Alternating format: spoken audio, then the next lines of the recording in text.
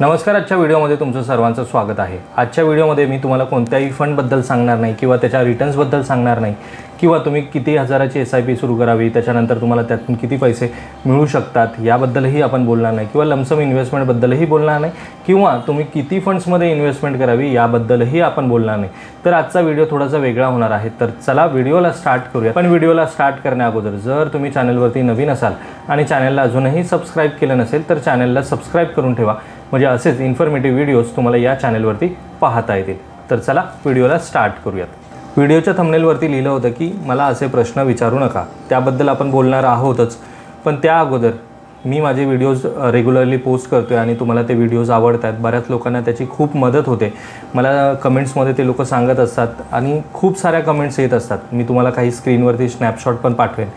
तर खूप साऱ्या कमेंट्स येतात. काही लोक समोरून मला कॉल करून विचारतात की सर तुम्ही कुठे राहता, कसे करता, काय करता, तुम्ही प्रोफेशनल आहात का, तुमचा ARN नंबर आहे का, तुमचं ऑफिस कुठे आहे, किंवा तुम्ही जी माहिती आम्हाला सांगितली ती माहिती आम्हाला या अगोदर कोणीही सांगितली नव्हती. आम्ही अगोदरपासून इन्व्हेस्टमेंट करत आहोत म्युच्युअल फंडमध्ये, पण आमच्या फंड ॲडवायझरने आम्हाला याबद्दल कधीही अशा प्रकारचं गायडन्स केलं नाही. म्हणजे त्याने आम्हाला काही सांगितलंच नाही की मिड कॅप काय असतं, स्मॉल कॅप काय असतं, फ्लेक्झी कॅप काय असतं किंवा लार्ज कॅप काय असतं किंवा इतर फंड्सबद्दलसुद्धा काही माहिती दिली नाही. आम्ही फक्त त्याला सांगितलं की आम्हाला म्युच्युअल फंडमध्ये इन्व्हेस्टमेंट करायचे. त्यांनी त्याला जे आवडतील ते फंड सिलेक्ट केले आणि त्या फंडमध्ये त्यांनी त्यांची इन्व्हेस्टमेंट केली. पण आता त्यांना असं वाटतं की सर तुमचे व्हिडिओज बघितल्यानंतर असं समजलं की खरंच म्हणजे वेगवेगळे फंड्स आहेत आणि आपली इन्व्हेस्टमेंट वेगवेगळी असायला हवी. मग त्यांनी काय केलं की त्यांचे जे काही ॲडवायझर आहेत त्यांना कॉल केले, त्यांच्याकडनं डेटा घेतला की आमचे फंड कोणते सिलेक्ट केलेस तू, त्याबद्दल आम्हाला माहिती दे, मग किती पैसे झालेत याबद्दल माहिती दे. कारण की आपण काय करतो, एखाद्यावरती विश्वास ठेवून सांगतो की बाबा मला अशा प्रकारे करायचे. पण प्रत्येक ॲडवायझरचं एक कर्तव्य आहे असं मी म्हणेन की त्याने आपल्या जो कोणी क्लायंट आहे त्याला माहिती द्यायला हवी की कोणत्या फंड्समध्ये तो इन्व्हेस्ट करतो आहे आणि त्याचे पास रेकॉर्ड कसे आहेत आणि आता फ्युचरमध्ये आपल्याला त्याच्यातनं कशा प्रकारचे रिटर्न्स मिळतील किंवा त्या फंडमध्ये काय रिस्क आहे आणि फ्युचरमध्ये त्याच्यामध्ये काय पोटेन्शियल आहे त्या फंड्सबद्दल याबद्दल माहिती देणं खूप गरजेचं आहे क्लायंटला. त्यामुळे बऱ्याच लोकांचे मला फोन येत असतात की सर आम्ही या फंड्समध्ये इन्व्हेस्टमेंट केली आहे, जरा तुम्ही आम्हाला ह्या फंडबद्दल माहिती द्या. किंवा मी तुम्हाला काही स्क्रीनवरती स्नॅपशॉट पण दाखवेल की मला कमेंट्समध्ये तर सांगतच असतात की अशा प्रकारचे आमचा पोर्टफोलिओ आहे किंवा व्हॉट्सअपवरती मला पोर्टफोलिओच्या डिटेल्स पाठवतात, स्क्रीनशॉट घेऊन पाठवतात आणि सांगतात की सर जरा आमचा असा पोर्टफोलिओ आहे, तुम्ही खूप चांगली माहिती देता वगैरे वगैरे वगैरे. आणि त्यानंतर शेवटी त्यांचं एकच म्हणणं असतं की जर आमचा पोर्टफोलिओ पहा आणि आम्हाला सांगा की पुढचे 10 वर्ष 15 वर्ष आम्ही तो पोर्टफोलिओ कंटिन्यू करायला हवा की नाही. तर या सगळ्या प्रश्नांसाठीच आजचा हा व्हिडिओ आहे की प्लीज मला अशा प्रकारचे प्रश्न तुम्ही विचारू नका. याला कारण म्हणजे काय, तर तुम्ही फक्त असं विचारता की सर माझ्यासाठी कोणता फंड बेस्ट आहे. हा तुमच्यासाठी खूप छोटा प्रश्न आहे, पण माझ्यासाठी तो खूप मोठा प्रश्न आहे. कारण की प्रत्येकाला जेव्हा मी सांगतो एखादा फंड सांगतो त्यामध्ये त्याचं टाईम होरिझन असतं, त्याची रिस्क कॅपॅसिटी असते, तो किती अमाऊंटची SIP करणार आहे ते असतं, त्याचं गोल काय आहेत. म्हणजे जर 10,000 रुपयाची SIP करतो आहे तर त्याच्यामध्ये काही शॉर्ट टर्म गोल्स असतात, काही लाँग टर्म गोल्स असतात. त्याच्या गोलच्या हिशोबाने मी त्याचे फंड सिलेक्ट करत असतो. आणि कोणतेही फंड्स देताना मी माझी याच्या अगोदरचा एक व्हिडिओ पोस्ट केला आहे, माझी एक प्रोसेस आहे. त्या प्रोसेसमधनं ते फंड्स घेऊन जातो आणि त्यानंतर मी माझ्या बकेट लिस्टमध्ये त्यांना जमा करतो. त्यामुळे मार्केटमध्ये जवळपास 20,000 फंड्स आहेत, 20,000 वेगवेगळ्या टाईपचे फंड्स आहेत. त्यातल्या काही फंड्सला मी माझ्या बकेट लिस्टमध्ये घेऊन ठेवलेलं आहे. आता तुम्ही जेव्हा मला वेगवेगळे फंड सांगता त्यावेळेस मला लगेच तुम्हाला उत्तर देणं शक्य होत नाही किंवा सोशल मीडियावरती अशी उत्तरं देणं मला पॉसिबल नाही. कारण की मी एक सर्टिफाईड म्युच्युअल फंड डिस्ट्रीब्युटर आहे. मला काही रिस्ट्रिक्शन्स आहेत, त्याच्या बियॉन्ड मी जाऊन तुम्हाला कोणतेही सल्ले अशा प्रकारे देऊ शकत नाही. आणि मी एक प्रोफेशनल असल्यामुळे मी जर दिवसभर लोकांना अशा प्रकारचे सल्ले देत बसलो की सर हा फंड घ्या, तो फंड घेऊ नका, त्या फंडमध्ये हा प्रॉब्लेम आहे, त्या फंडमध्ये तो प्रॉब्लेम आहे, तर माझा पूर्ण दिवस हा याच गोष्टींमध्ये जातो. म्हणजे मला कॉल पण करतात. कॉल करताना पहिलं काय सांगितलं जातं, तर सर नमस्कार, तुमचे व्हिडिओज आम्ही इथून बघतोय तिथून बघतोय, खूप छान असतात, खूप चांगली माहिती दिली. त्यानंतर मग मी त्यांना विचारतो सर तुम्ही कुठे राहता वगैरे वगैरे. ह्या सगळ्या डिस्कशनमध्ये आमचे 2-3 मिनटं निघून जातात. त्यानंतर मग ते सांगतात की सर आम्हाला SIP करायचे, पण आम्हाला SIPबद्दल काही माहिती नाही. मग मला सांगावं लागतं. मग थोडं जसं मी त्यांना काही वेगवेगळे प्रश्न विचारत जातो तसं ते बोलत जातात. आणि शेवटी मला समजतं की त्यांनी कोणत्या तरी ठिकाणी SIP सुरू केली आहे आणि आता मला ते विचारतात काय की सर आता मला अजून 1000-2000 रुपयाची SIP करायची आहे, तर तुम्ही माझ्यासाठी कोणता फंड सजेस्ट कराल, तुम्ही मला सांगा. आता मला सांगा तुम्ही की जर तुम्ही 1000-2000ची SIP एखाद्या माणसाकडे सुरू केली, एखाद्या फंड ॲडवायझर थ्रू सुरू केली आहे, तर तुम्हाला हा प्रश्न त्याला विचारायला हवा ना, कारण की त्याने कोणते फंड्स तुमच्यासाठी अगोदर सिलेक्ट केलेत आणि मी कोणते फंड तुम्हाला सांगणार आहे याच्यामध्ये डिफरन्स आहे. कारण की तुमचा पोर्टफोलिओ मी नेहमी सांगत असतो की डायव्हर्सिफाय असायला हवा. आणि जर त्याने तोच फंड दिला आणि मी सुद्धा तुम्हाला तोच फंड देतोय, तर काय उपयोग आहे तुमच्या इन्व्हेस्टमेंटचा. आणि त्याने जो फंड दिला आहे त्याने काहीतरी विचार करून दिला असेल ना. मग आयदर तुम्ही तुमच्या फंड ॲडवायझरवरती विश्वास ठेवा किंवा मग तुम्ही माझ्या थ्रू इन्व्हेस्टमेंट करा. हे दोनच ऑप्शन्स आहेत. आणि जर तुम्हाला तुमच्या फंड ॲडवायझरवरती विश्वास नाही आणि तुम्ही त्याने केलेली इन्व्हेस्टमेंट तुम्ही दुसऱ्याकडे रिव्ह्यू करायला पाठवत आहेत, तर याचा अर्थ तुम्ही लाँग टर्ममध्ये टिकणार नाही, कारण की तुम्हाला तुमच्या ॲडवायझरवरती विश्वासच नाही. जर तुमचा विश्वास असेल तर तुम्हाला ह्या व्हिडिओज बघून किंवा अशा टाईपच्या कमेंट्स करून काहीच उपयोग नाही.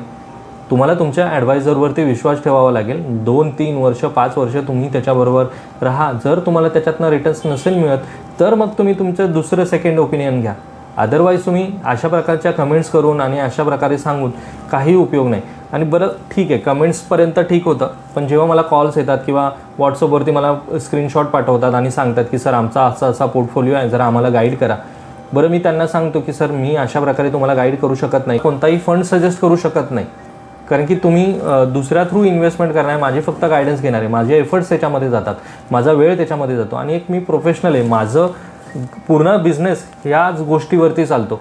आणि जर तुम्ही फक्त असं मला म्हणाल की सर मला याला सांगा त्याला सांगा, तर दिवसभर हेच करत बसलो तर मी माझं काम कधी करू, मी माझ्या क्लायंटवरती कधी फोकस करू.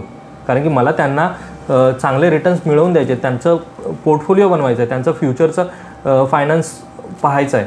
आणि ह्या सगळ्या गोष्टींमधून माझा वेळ काढून मी तुमच्याबरोबर ह्या गोष्टी करायच्या. आणि परत मी नाही सांगितलं तर मला लगेच व्हॉट्सअपवरती पाठवतात की तुम्ही खूप असे आहात, तुम्ही खूप तसे आहात, व्हिडिओमध्ये तर तुम्ही आम्हाला सांगता की आम्ही तुम्हाला मदत करू. मदत करेन, पण मदत कुठल्या प्रकारची असायला हवी. तर मी इन्व्हेस्टमेंट केली आहे, माझा SIP जात नाही आहे, मग मला काय करायला हवं. किंवा जर मला नॉमिनी चेंज करायचं आहे तर मी काय करायला हवं. किंवा सर मी SIP केली आहे पण मला आता माझ्याकडनं ते ॲप डिलीट झालं किंवा माझ्याकडनं त्याच्यात काही डॉक्युमेंट्स नाही, तर मी कुठे संपर्क करायला हवा. या काही गोष्टी बेसिक गोष्टी आहेत त्या मला तुम्ही विचारा ना. पण जर तुम्ही मला फंड्सबद्दल विचारला तर कसं चालेल. आता एक सिंपल गोष्ट समजा, तुमचा स्वतःचा एखादा मित्र आहे किंवा तुमचा एखादा नातेवाईक आहे आणि तो डॉक्टर आहे. तुम्ही त्याच्याकडे जाता, पेशंट म्हणून जाता आणि तुम्हाला काहीतरी आजार आहे, ताप आहे, सर्दी खोकला आहे आणि अशासाठी तुम्ही त्याच्याकडे गेल्यानंतर तो जेव्हा तुम्हाला गोळ्या औषधं देतो त्यावेळेस तो तुम्हाला फ्रीमध्ये काही देतो का? नाही. तो त्याचे पैसे चार्ज करतो, कारण की तो प्रोफेशनल आहे ना, त्याचा तो काम आहे, त्याचा तो बिझनेस आहे आणि त्याचे तो पैसे तो घेत असतो. तसंच इथे आहे. माझ्याकडनं जर तुम्ही इन्व्हेस्टमेंट करताय तर हे माझं प्रोफेशन आहे. मी तुम्हाला प्रत्येकाला असं सांगत बसणार नाही. आम्हाला सगळ्यांना अभ्यास करता येतो. आपण सगळे ग्रॅज्युएट असू, काही लोक पोस्ट ग्रॅज्युएट असतील. आता ही पोस्ट ग्रॅज्युएट लोक जेव्हा आपल्या मुलांना एखाद्या ट्युशनमध्ये पाठवतात तर का पाठवतात? त्यांना येत नाही का तो अभ्यास? येतो ना तो अभ्यास, पण तरीसुद्धा ते तिथे का पाठवतात? की त्यांना तेवढा वेळ नाही आहे त्यांचा तो अभ्यास घ्यायचा किंवा त्यांचा तो स्टडी करायचा आणि मग त्या मुलांना शिकवायचं. तसाच हा प्रकार आहे. तुम्हाला जर तुमच्याकडे वेळ नाही तर तुम्ही एखाद्या प्रोफेशनलला तुमची फंड ॲडवाईस घेता किंवा त्याच्याकडे फंड मॅनेज करायला सांगता आणि तो तुम्हाला सर्व्हिस प्रोव्हाइड करतो आणि त्याच्या बदल्यामध्ये त्याला जे काही कमिशन्स मिळत असेल ते त्याला मिळतं. बट तुम्ही फ्रीमध्ये तुम्ही असं सांगाल की मला ह्या फंडबद्दल सांगा, त्या फंडबद्दल सांगा, हे फंड सांगा. बरं ठीक आहे, इथपर्यंत पण ठीक आहे. पण यामध्ये सुद्धा काही महारथी असे आहेत की काही मला कमेंट्स येतात की सर ह्या फंड्समध्ये माझी इन्व्हेस्टमेंट आहे, मला सांगा तुम्ही कशा प्रकारे करायची. आणि त्याला उत्तरं कोण देतं? तर दुसराच कोणीतरी भलता देतो. म्हणजे मी उत्तरं न देता दुसरा माणूस त्याला उत्तरं देतो की तुम्ही याच्यामध्ये करा, त्याच्यामध्ये करा, त्याच्यामध्ये करा. यूट्यूब हे असं प्लॅटफॉर्म आहे की ज्याच्यावरती कोणीही येऊन व्हिडिओ करू शकतं. म्हणजे आज जसे माझे व्हिडिओज तुम्ही बघताय, इतर खूप सारे क्रिएटर्स आहेत जे म्युच्युअल फंडशी रिलेटेड व्हिडिओज बनवत असतात, पण त्यातले सगळेच्या सगळे सर्टिफाईड नाही आहेत.